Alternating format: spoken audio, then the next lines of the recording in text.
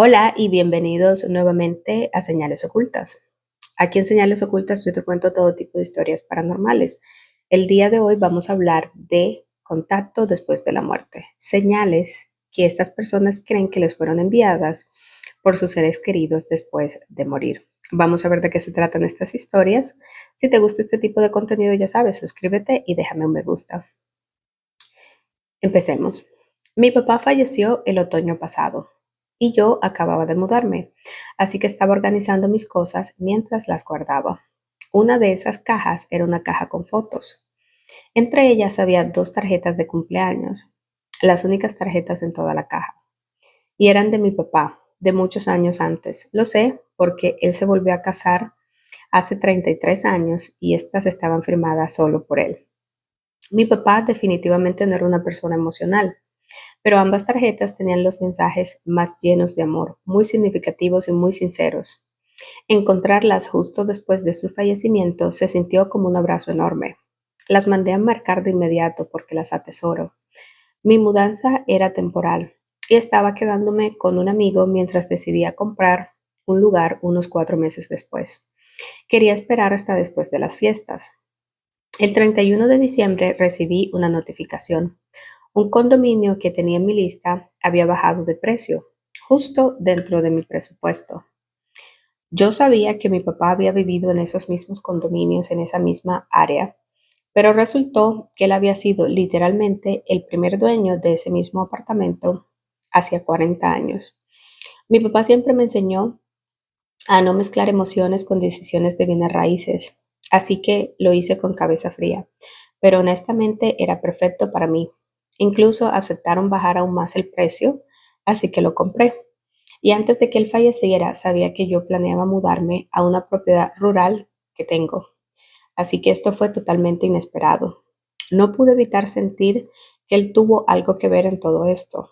De hecho, mientras esperaba el cierre, estaba detenido en un semáforo saliendo de mi vecindario e iba caminando al condominio para tomar medidas y planear muebles. Y el carro justo al frente de mí tenía una placa con el número 222. El 222 es mi número de ángel desde hace años. No pude evitar sentir que él me estaba guiando hacia ese lugar. A lo mejor sí. Todas estas coincidencias lo llevaron a él al lugar donde su papá, o el que su papá, del que su papá fue dueño por primera vez. Esta segunda historia.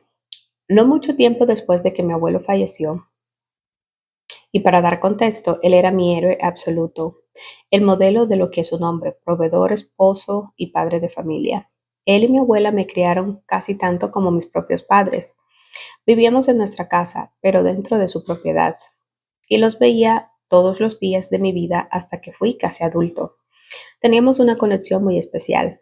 Él era un agricultor de la vieja escuela, así que no era alguien de palabras dulces o expresiones emocionales. Nuestra conexión era más bien silenciosa, pero yo sabía que me quería y él sabía lo importante que era para mí. Nunca me cansaba de escuchar sus historias, aunque las repitiera muchas veces. Para ser justos, él falleció a punto de cumplir 102 años, así que tenía derecho a repetir lo que quisiera. Creo que fue la misma semana en que falleció que lo soñé, pero este sueño fue diferente. No soy una persona especialmente espiritual ni nada por el estilo, y menos en ese entonces. No sé cómo explicarlo, pero no se sentía como un sueño normal. Además, casi nunca recuerdo mis sueños. Este lo recuerdo perfectamente. Él estaba sentado en una mesa de picnic de madera, de esas con bancos a los lados. El lugar era verde, lleno de pasto, con algunos árboles alrededor. Se sentía familiar, como su propiedad, pero no exactamente igual. La luz era muy brillante, casi irreal. Caminé hacia él y me senté, y simplemente me dijo, tienes que confiar en ti. Y eso fue todo.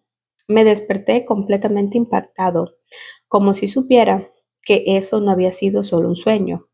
Creer en mí mismo siempre ha sido difícil para mí, aunque objetivamente no debería ser así. ¿Cómo me gustaría poder volver a hablar con él en otro sueño? Todos los días deseo que vuelva a pasar, pero supongo que esas fueron sus palabras finales para mí. y probablemente debería vivir recordándolas más seguido. Vamos con la siguiente historia.